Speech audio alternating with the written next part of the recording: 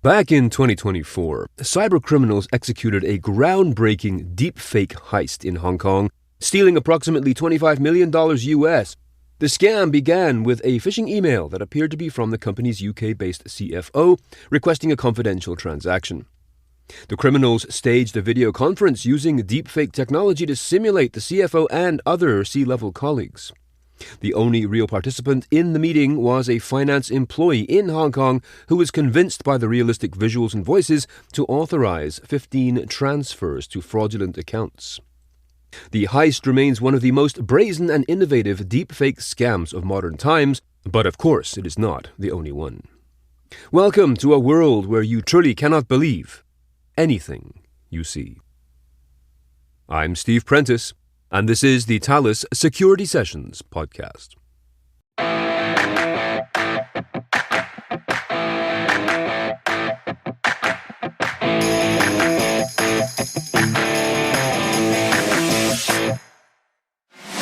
To help us understand what it means to be surrounded by media and information that may or may not be the real thing, I am joined today by Jason Keenaghan, Director of Product Management for Thales Identity and Access Management Portfolio. At least, that's who he says he is. Let's give it a listen. Thanks, Steve. My name is Jason Keenaghan, and I'm the Director of Product Management for Thales' Identity and Access Management Portfolio. All right, that's good enough for me. Jason, welcome to the Thales Security Sessions podcast. Hey, Steve. Thanks for having me. It's nice to be here. Jason, we're dealing with a relatively recent innovation in criminal technologies. I mean, people have been forging checks and duplicating debit cards for years, and confidence tricksters are as old as humanity itself. But like all things internet and AI enhanced, this seems to take crimes of distraction to a whole new level.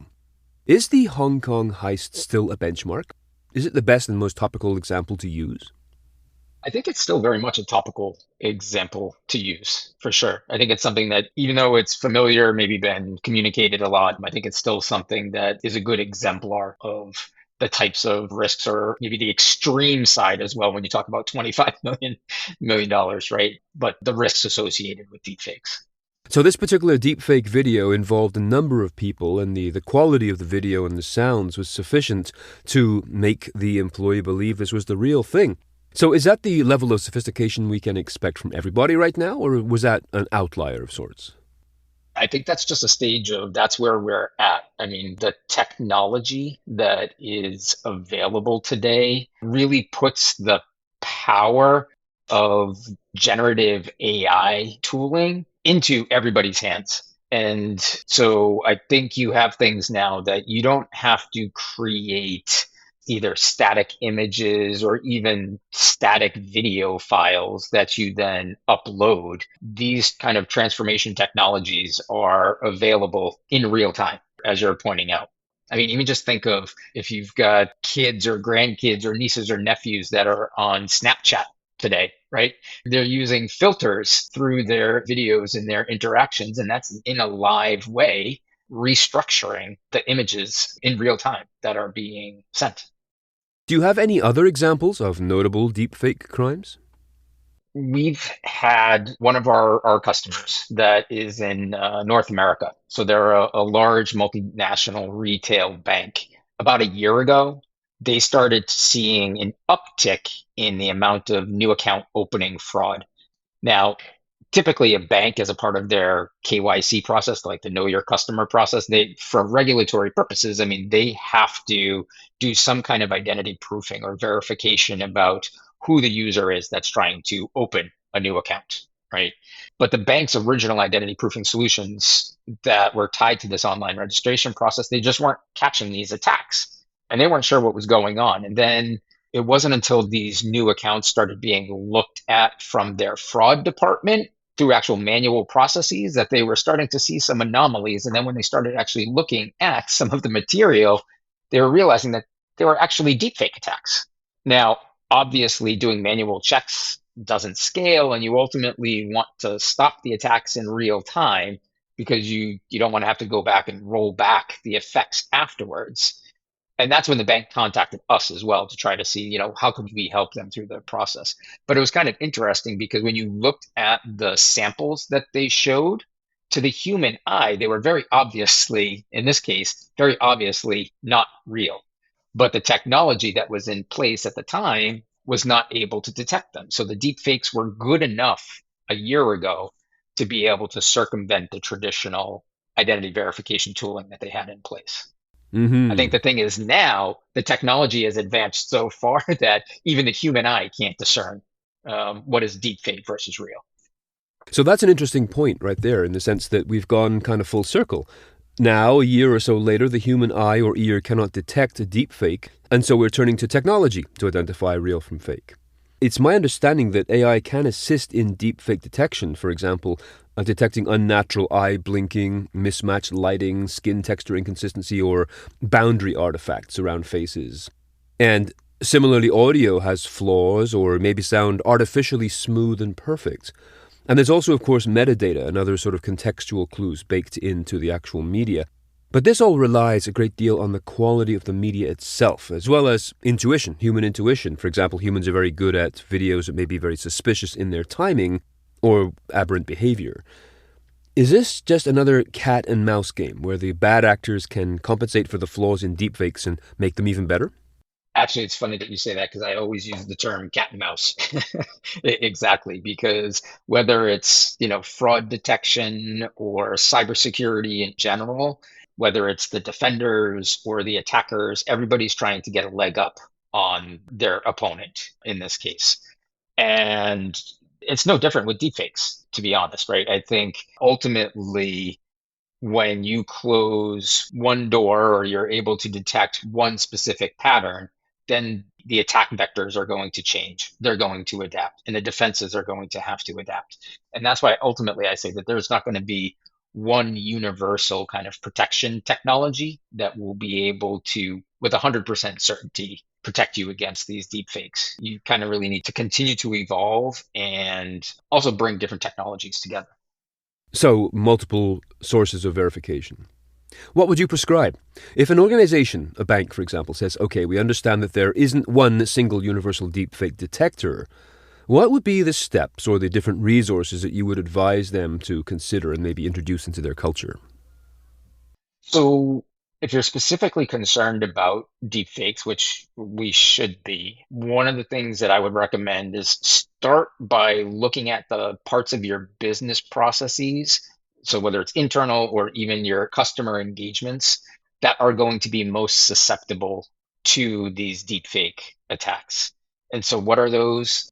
Typically, it's going to be your user onboarding processes, your account recovery processes, maybe your help desk interactions. So whether that's for your customers, your business partners, or for your employees. And those are the areas first and foremost that you want to focus on.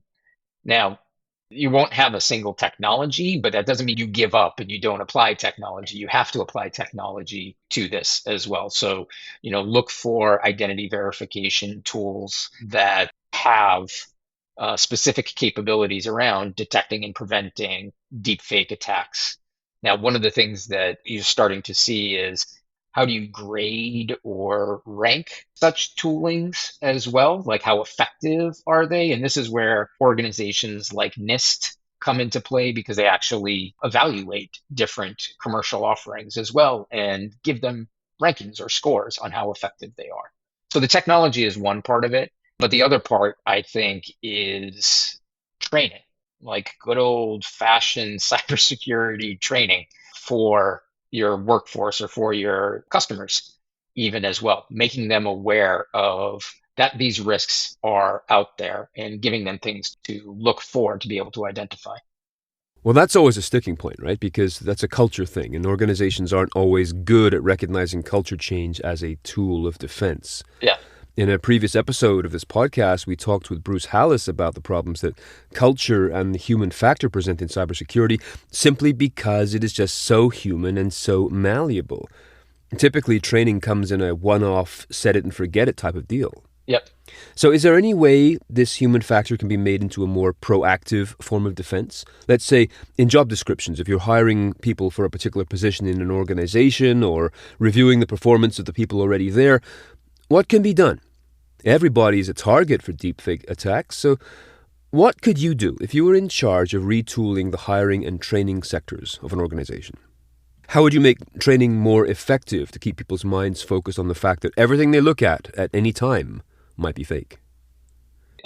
That's a great question. It's kind of difficult to answer. I mean, one thing I would say is that this is kind of the world that we live in now, kind of our digital first world. And it's Right. not just the business context, it's our personal lives as well, right? I mean, Hmm. I have two teenage daughters and they are 18 and 16 years old. They are online constantly, right?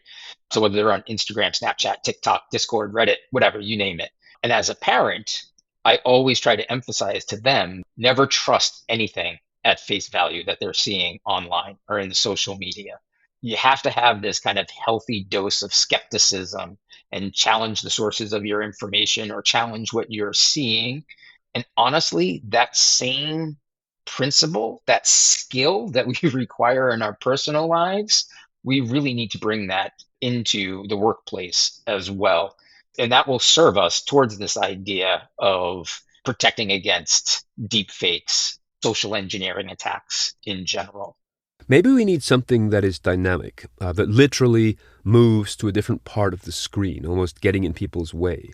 Like those big warnings that come with external emails, a big yellow banner that says this is coming from an external source.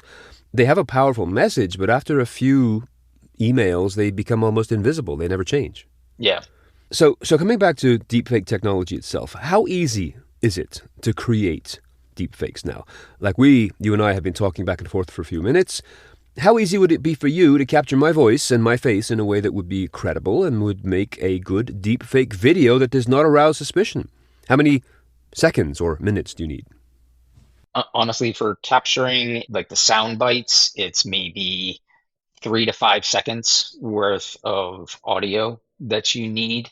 For the video, it's even less. I mean, you can even do it with if you've got a good crisp image, unobstructed, you can take a still picture and apply that to a video to be able to create a realistic deepfake. If you have the opportunity to move your head and you pivot your head around and so you get a couple of different angles, that's going to make it even just that much more effective.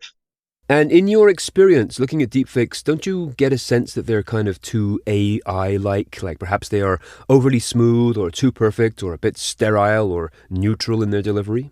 I think it depends. It depends on, like with anything, it depends on the tools that you use. I mean, there's a range of free mobile apps that you can go and download from the app stores. And I mean, the purpose for those is likely more entertainment value or things like that. So they don't have to be 100% perfect. But you can actually go and if you purchase a $200 a month subscription to a professional service, not necessarily for the purposes of doing fraud or being an attacker, but for legitimate marketing reasons, as an example, you can create very, very high quality images, videos, voice that, again, will be very easy to fool the human eye or the human ear. So, okay, it appears that with the more expensive apps, we can give up hope on being able to detect deepfakes by manually picking out those typical deepfake clues. Yeah. Just kind of like those big M dashes in text written by ChatGPT. Yeah.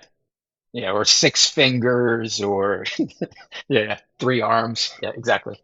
So the low-skilled criminals and script kiddies, people who are going to be stupid and clumsy, are going to go for this. But a lot of others are going to be really smart about using this technology. So what about some sort of MFA concept? Like, if I receive a video from you, or I'm on a video chat with you, can we not just implement some kind of 2FA or MFA system where people must, as part of their job, go around and do a secondary confirmation before acting on what they see on a video call? As a matter of fact, that's what they did in the Hong Kong heist. The employee who eventually sent the money, the first deepfake video that they received, they said, no, can't do it. It's not a policy of ours to have one person send this amount of money, which is why the multi-officer Zoom call was pulled together. So there was a little bit of due diligence and care on the part of this individual that just got overwhelmed by the sheer scale of the second round, the multi-person Zoom call. So would a 2FA kind of thing, a separate password, would that be economically or ergonomically impractical to deploy? I think it's feasible. It kind of depends, I think, on the nature of the interaction. Ultimately, what you're suggesting there is, how do I get a level of trust that the individual that I'm interacting with actually is the individual that I think I'm interacting with? Yeah. MFA is definitely a potential option there, but then you have to have trust in that MFA source that you're asking for as well. Yes, within a right. workplace, maybe that's possible. But when you start talking about different organizations working together, then that brings in some other elements that have to come into the mix. Now, there are also technologies where you could inject an agent inside of Zoom or Teams or WebEx to sit there and actually watch the attendees too, listen, and be able to detect deepfakes in real time as well. That sounds like the cat back on top of the mouse. So that's good to know. I mean, it's hard enough to get people to change their passwords every couple of weeks. I can't imagine winning people over to do some sort of social MFA in order to confirm everything going on. Exactly. Yeah, I think that would be the challenge for sure. So what about liability? When someone like that Hong Kong bank falls for a deepfake, because that would motivate directors and shareholders a lot more. In the case of the Hong Kong bank, neither the bank itself nor the employee were held liable. And liability itself appears difficult to assign because of the anonymity of the perpetrators, the difficulty in proving the authenticity of the fraudulent content, and an absence of liability for the AI tool providers, at least in this specific case, since there appears to be no duty of care to the world at large to prevent fraud committed by others by your product, at least not yet. So for as long as this is not a controllable crime, where does the blame get assigned? Well, I don't think we're going to get to a point where nobody can control it. I mean, in effect, when we look at the deepfake technology, it becomes another attack vector that we have to be able to protect against. It's not going to go away, but I mean, obviously, it's definitely getting headlines now and has prevalence. But we as an industry need to be able to provide the protection mechanisms for organizations to protect themselves and to protect their users, their stakeholders as well. So I think no different from anybody that creates a fraudulent driver's license or a fraudulent passport or something along those lines that you use for identity verification for an onboarding process or for an authentication. I think it's the same types of liability that come into play there. It does become a bit of a challenge in emotional terms. You used the word trust earlier when we were talking about trusting who we were seeing on a video chat screen. Now, I still see trust as more of an emotion-driven term than the word knowing or knowledge, which is more empirical. So not looking to play word games with you per se, but how can I know that it's you rather than simply trusting that it's you?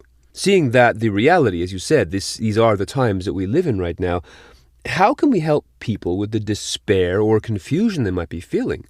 You already mentioned that there are certain tools and agents that you can insert into video chats, but the continuous innovation from the threat actor's side means that there are no limits to what they can come up with, and as is so often the case, they do this faster than the rest of us can keep pace.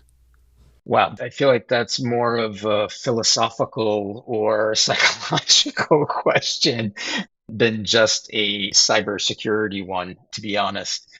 Well, it is, I can understand that, but I guess we could say that as human beings, we do always persevere. We always find a way, or at least try to find a way. Yeah. So, okay, putting aside the humans for a moment, what do you expect next in terms of deepfake technology? I mean, people think now about deepfakes as either being a video or a voice. So, what comes next?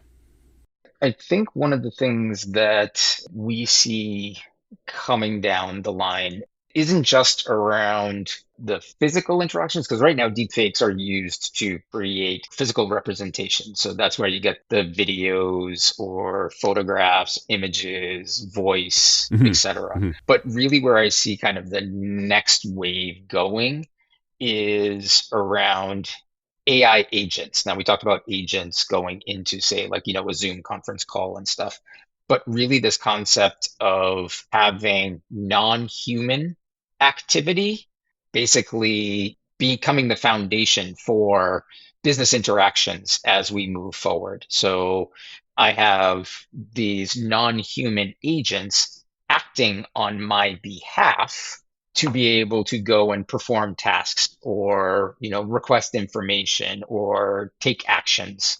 So now a big challenge for the industry will be being able to discern legitimate non-humans from illegitimate non-humans as well. So that's Okay. not really deep fakes necessarily, but it is a way of actually challenging the traditional interactions online. And again, how do you have trust or knowledge, as you said, that these interactions are legitimate? That's, again, it's a sort of an amazing open horizon of potential, but not in a positive way. We've been looking at deepfakes solely as a tool of crime so far. Is there a way we can find a positive spin on this? Yeah. Are there opportunities for us to use these same technologies for normal human behaviors? Is there any need for deepfakes at all on the quote-unquote good side of the business? I think so. First, I would say I would maybe change the question a little bit, because I think even just calling it deep fakes automatically has a negative connotation in the communication there. So I'd rephrase it more like, what are the opportunities to use generative AI technology for business or for legitimate purposes as we go forward?